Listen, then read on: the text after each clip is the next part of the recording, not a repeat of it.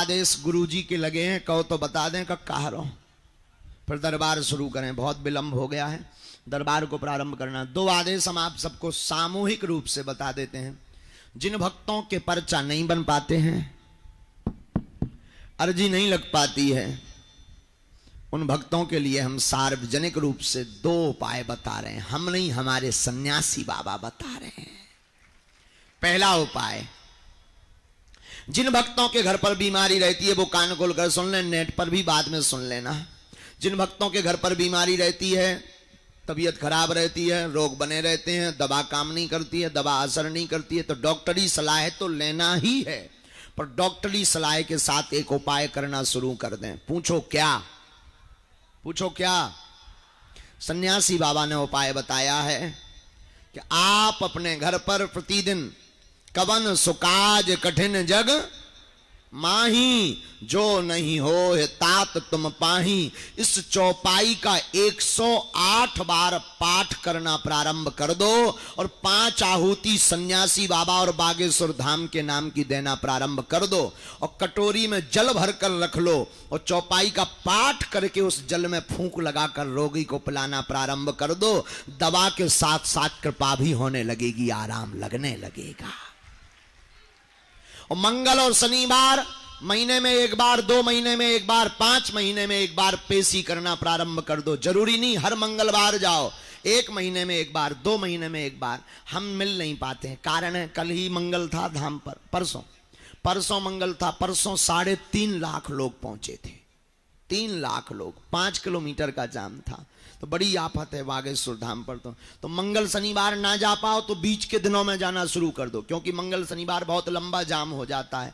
कल 3.5 लाख से ज्यादा लोग थे, तो आप बीच के दिनों में भी जा सकते हैं, लेकिन महीने में 1 बार जाना प्रारंभ कर दो। जहां स्वयंभू हनुमान जी विराजमान है, तुम पाओगे पागलो, तुम्हारे जीवन में नित्य चमत्कार हो रहा है। दूसरा, कोई मनोकामना पूर्ण नहीं हो रही, जॉब योग, विवाह योग, भवन योग, भूमि योग, इन सब के लिए आप अगर आशीर्वाद पाना चाहते हैं, पर्चा नहीं बन पा रहा, तो क्या उपाय करें? दूसरा और अंतिम उपाय जो सन्यासी बाबा ने अभी सोमवार को दिया है, उसके बारे में और ध्यान से सुन लो। रामायण की एक चौपाई है, किष्किंधा कांड की चौपाई है, कवन सुकाज कठिन जग जो नहीं हो है तात तुम। इस चौपाई का पाठ आप मनोरथ पूर्ति के लिए भी कर सकते हैं। जो आपकी मनोकामना है, उस कामना की पूर्ति के लिए भी इस चौपाई का पाठ 108 बार कर सकते हैं। और अगर आप अत्यधिक बीमार हैं, अत्यधिक रोग से ग्रसित हैं, दवा काम नहीं कर रही, हॉस्पिटल में भर्ती हैं, तो अगर कवन सुकाज कठिन जगमाही की चौपाई से कार्य सिद्ध नहीं हो रहा, तो आप चौपाई हनुमान चालीसा की कर सकते हो। नासे रोग हरे सब, जपत निरंतर हनुमत बीरा। इस चौपाई को 108 बार बोल करके, और उपाय वही करना है। मनोरथ पूर्ति के लिए सुपारी रखनी है, बीमारी के लिए जल रखना है, मनोकामना की पूर्ति के लिए सुपारी को लाल रंग के कपड़े में बांध कर रखना है, और बीमारी के लिए जल को कटोरी में रखना है।